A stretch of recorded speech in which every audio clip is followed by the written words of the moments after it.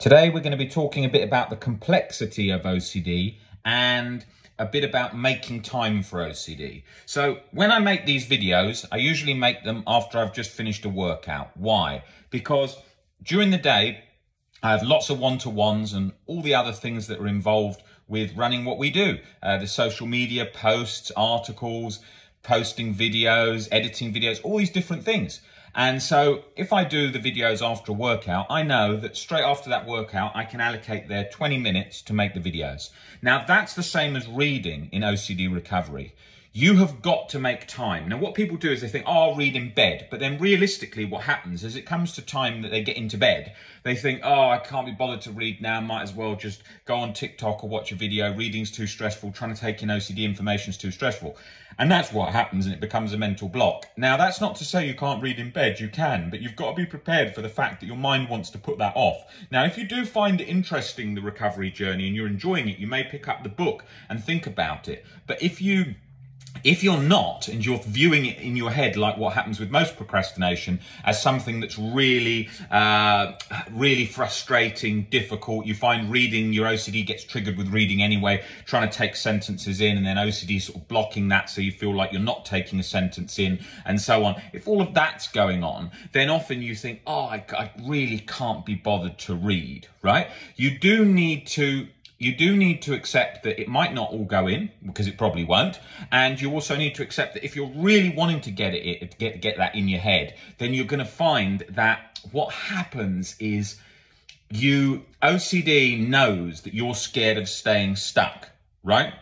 So if you're trying to get that in your head, and you are believing that you need that information to recover, OCD is 100% going to try and lock that. The same as if when I used to have OCD relating to forgetfulness and so on, I used to say walk around my house just in a normal way that I'd be walking around my house, hit my head on something by mistake like we do, and then think, oh, I've got loss of short-term memory. And then with that loss of short-term memory, I'd become convinced that I'd done real damage, and then it would feel like I had loss of short-term memory, because that's how convincing OCD is. So I want you to think that if you're finding reading difficult, don't allocate the time just before bed. Think of a time in the day that you can do it. If I just said I'm going to make this video whilst I'm getting into bed, 15 minutes before to bed, I'm not going to really be sort of motivated to make a long talk where I've got to think about OCD and how I'm explaining it. So that's really important about how you're allocating the time to make the most use of it. The same as when you're booking one-to-one sessions.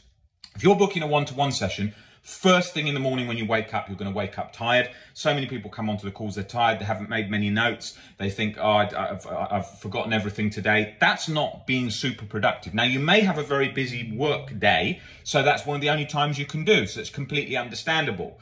But at the same time, try not to allocate right first thing in the morning or right thing last before you go to bed. Difficult with the one-to-ones, especially with lots of people we work with in Australia and so on with different time zones. And I know even for myself, when I have to get up very early to do a one-to-one different time zone, I can feel myself at the beginning of those calls having to think harder to try and get that information. So I have to, before that call, remind myself, okay, you've got that call, what things you're going to be talking about, so that it flows easily. I've been talking about OCD for 14 years or so. So I could speak about OCD in pretty much any time of day without having to think too much about what I'm talking about, because it's my whole life's work. And that's sort of the same as if you go to the gym. If you go to the gym a lot and you work out a lot and someone just says, right now with no warm-up, just do 20 press-ups, your body's not going to be trembling because your brain is used to firing with the exercise, with the muscles, so it doesn't do that. But when you haven't worked out for ages and someone says, just do 20 press-ups, everything aches, your body's trembling like that.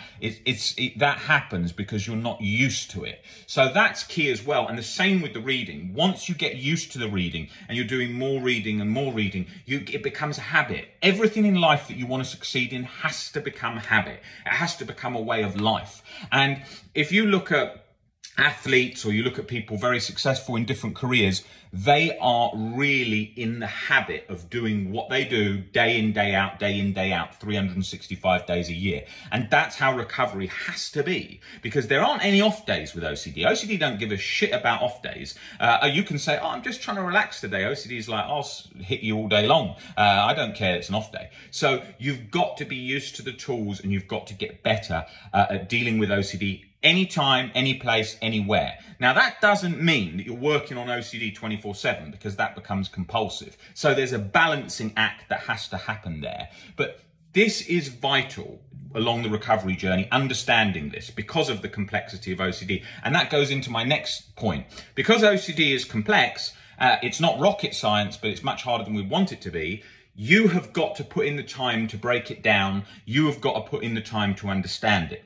Okay, you don't have to understand everything about it. You don't have to understand OCD as much as I understand it, because I'm having to deal with people with thousands of different themes. You may only have a couple of themes and you're having to look at the main core fears. It's very, very different. So, for example, the reason that OCD often does get overlooked by people that work with OCD is because OCD takes a lot of understanding to understand it, because there's so many parts of it and so many subtle things that are usually misunderstood by 99% of people. If we just take, for example, HIV OCD, someone who's suffering from HIV OCD goes in to see someone to seek help for dealing with HIV OCD. The usual thing that person's going to know about who's helping them is like fear of contracting HIV or fear of giving someone HIV. And they'll know that sort of stuff broadly. Maybe they've only been sort of taught about OCD in the last 3-4 months and they've just started working with OCD. They're not going to know HIV OCD in a huge amount of detail. Now, something like HIV OCD has a huge range of various factors that all relate to it. Now, they do run on the same core fears, which if you're getting into gets under it, but there is so many subtle things that get missed. Let's take, for example, a not often spoken about part of HIV OCD. The individual may be scared of contracting HIV from a needle stick. So they're scared that if say a heroin addict has left a needle on the street, that they bump into it, the guy, girl, whatever's got HIV, goes into them, and then they contract HIV. Most people with health-related OCD, they will either have great knowledge of health statistics relating to that OCD, or they often don't. Knowing, for example, myself, that from HIV, sexual encounters with HIV, for a man to receive HIV, it takes about it's a 1 in 2,000 chance of him contracting HIV if he has sex without a condom. That is about a 1 in 2,000 chance. Now, the thing there is when you've got OCD, you tend to think one encounter, unprotected sex, can lead to HIV very likely. That isn't the case, because most people, that's with somebody who has HIV. And I'm not talking about in relation to different sexual acts. I'm talking about just in the usual sexual act, it's a 1 in 2,000 chance. However, if the person doesn't have HIV, we're just looking at the cross-section of general public, the chance that the average person has HIV is a lot less likely. When you're looking at that, then the odds of you contracting HIV from a one-off sexual encounter is 1 in millions or whatever. It's very, very low because of the number of people that have HIV versus the risk of transfer. It's not easy to catch, right? But of course, governments and statistics have to say, come in for regular tests and so on, because they're dealing with a large population. And if they don't make people concerned about it, people take more and more risks and diseases get out of control. So that's what happens. Now, the problem with HIV-related OCD, it links all of those things together. So it says, oh, because you had unprotected sex, you've guaranteed got HIV, and if you've got HIV, it's gone to AIDS and you're going to be dead in a month, right? It links all together. And you can't disprove it by saying to yourself it's 1 in a million. It doesn't budge with that. And saying, oh, maybe, maybe not, usually doesn't release it. You need to get under the fear of seeing that even if you had HIV, you could be at peace with that circumstance too. And that's key of getting under the worst case scenario when it's latching on 24/7 and not letting go. Now, the thing with needle stick is the individual feels that they've often been stuck by a needle. They might be out in a nightclub and then just feel a sort of a prick on the arm from something, and not even there. It might just be just some label in their clothes, and they become convinced they've had a needle stick, and they become convinced it's real. They can become convinced that someone's done it intentionally to them. And the same as using a public toilet. Did they feel a scratch on their ankle? Maybe there was the needle down by the toilet, and then going back to that toilet over and over and checking, and then the mind will say, oh, but they just cleaned the bins in that toilet, so there could have been needles, and then going in for an STD check. And then that cycle goes on and on and on and on and on, right? HIV OCD was my first OCD related fears. All of those variations I had, right? From the age of 17, that's where it came in, because it took one sexual encounter where there was risk took the responsibility element in the brain, jacked that up so that I couldn't relax with the fact that what if that had happened, okay? HIV OCD is going to come from various angles. It moved straight away from the risk of me getting it and being scared of that, of the risk of me passing it on.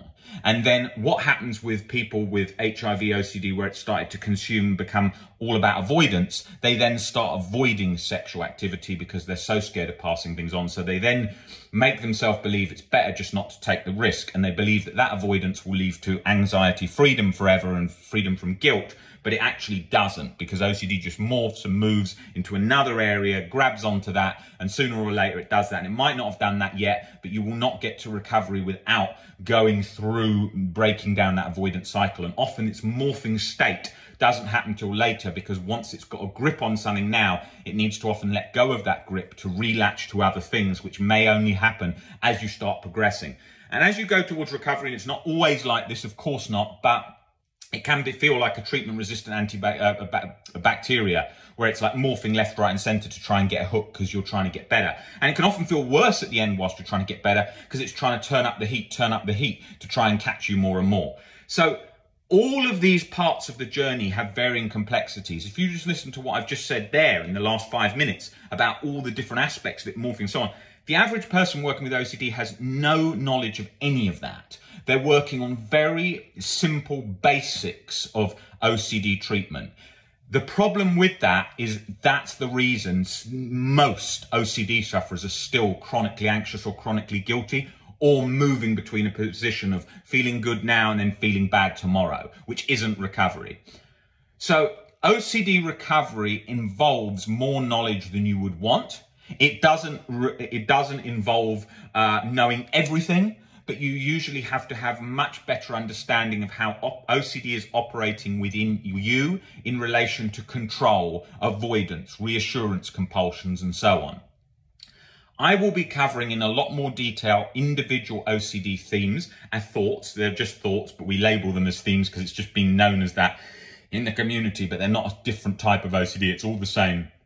It's just like if you ever thought about this fear of caterpillars. You don't have caterpillar OCD, some rare variant. You just have a fear of caterpillars. Look at exactly the things you're scared of. Look at moving towards unconditional self-life and other acceptance. Look at creating distance between OCD. Look at getting comfortable with uncertainty and becoming more willing to feel discomfort and so on. You have got to move through these various steps to get to recovery. And it's a combination of all factors or certain factors till you're feeling a restoration of a baseline state of peace. You can get there. You can recover. If you need help with that and you want it custom to you and very specific to you, reach out to us, email us at info@ocdrecovery.com. You can work with me one-to-one or one of the team, and we will get into exactly what is keeping you stuck and laying out a plan of how to get recovered from the position you're in today. It doesn't matter how long you've been stuck. It doesn't matter if you've been stuck for 20 years. It doesn't matter if you've been stuck with severe chronic OCD, anxiety and guilt where you haven't even left the house. Doesn't matter at all. I had very severe OCD for years and years, 24/7 with most themes. And if you go through the videos on this channel, you will see about my journey and the difficulties of overcoming those themes, such as real event harm OCD, where I was 24/7 latched in chronic guilt. Sensory motor OCD, where I felt 24/7 latched in the sensations in my head. These themes, these thoughts needed changing perspectives of for that anxiety and guilt cycle to release. You can do it. One day at a time. You will get there. You're not broken. Put in the work, practice, persistence, you'll get there.